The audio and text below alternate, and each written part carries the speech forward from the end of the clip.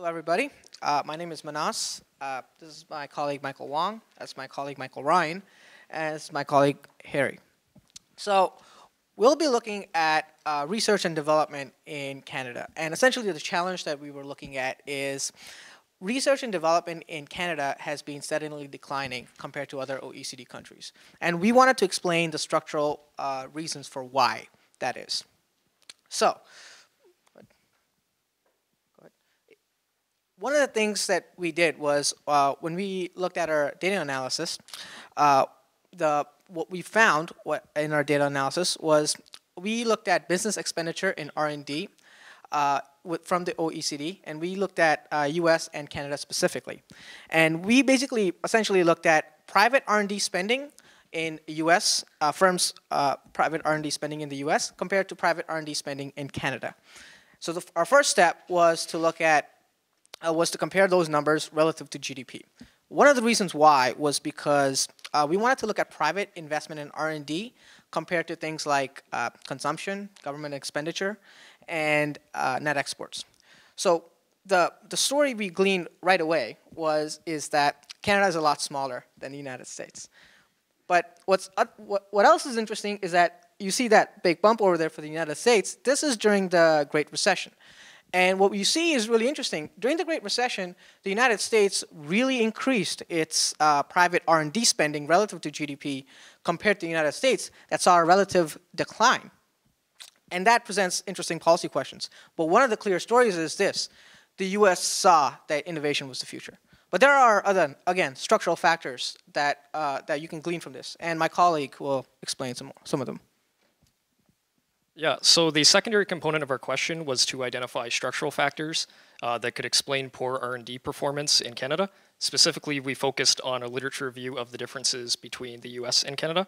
So the main structural difference between the US and Canada that we found is that the Canadian economy is dominated by low-intensity R&D industries, whereas the US is more diverse and with a stronger focus on high-intensity R&D industries. For example, the oil and gas extraction sector is a major component of the Canadian economy, but is a low-intensity R&D industry that does not attract significant research and investment. In the United States, on the other hand, the pharmaceutical industry is a major growth sector and a high-intensity R&D industry that attracts significant research investment. A broader comparison indicates, I'll just bring your attention to this, that 50% of Canadian R&D is in high-tech sectors, but the G7 average is 80%. Simply put, Canadian economy is based upon industries for which R&D investment is not a strategic priority, and industry spending reflects this. As well, the Canadian economy is also driven by small-medium enterprises, whereas the US economy has developed larger businesses. This is an important distinction to make because the literature indicates that larger businesses attract R&D investment. In Canada, 99.8% of businesses are categorized as small-medium enterprises, which provides significant opportunities for R&D growth if Canada were to adopt policies that encourage scaling up these businesses, as my colleague will now explain. So this brings us to the question, should Canada invest more public money in R&D? And the answer is no, not really. Let me explain. So our proposal is that we actually invest that money that we could have invested into R&D into small and medium businesses. So we put policy implementation in place that makes regulations friendlier for smaller enterprises. So we simplify the patent process, which can often take many months to years, and allow these businesses to innovate and freely patent their technologies. Furthermore, we should encourage firm growth and expansion and allow domestic mergers and acquisitions as opposed to foreign mergers and acquisitions, which tends to happen to Canadian companies a lot. This is particularly important because bigger businesses attract more R&D investment from the private sector, and we should be focused on driving that rather than shoveling public money into this. And then a third point would be that we need to invest more in high R&D industries. So we need to invest in those industries that have a lot of growth. So our traditional economy is based on resources and based on resource extraction primarily. We need to shift towards a high-tech and skills-based economy.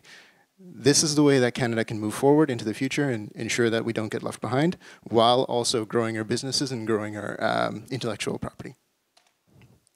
So, the proposed changes that we would specifically make is edits to the R&D tax credit, for example. So the R&D tax credit currently has a limitation which says that it can only be accessed 3 times a year. This seems kind of crazy to me, because if we're going into somewhere, if we're going to a high-tech economy, we need to allow those businesses to innovate more and push more. Furthermore, Canadian firms are good at launching companies, but they struggle to scale. We need to focus on helping them scale. And then the funding should be gradually diverted away from resources towards these high-growth sectors. Thank you. Any questions? Okay.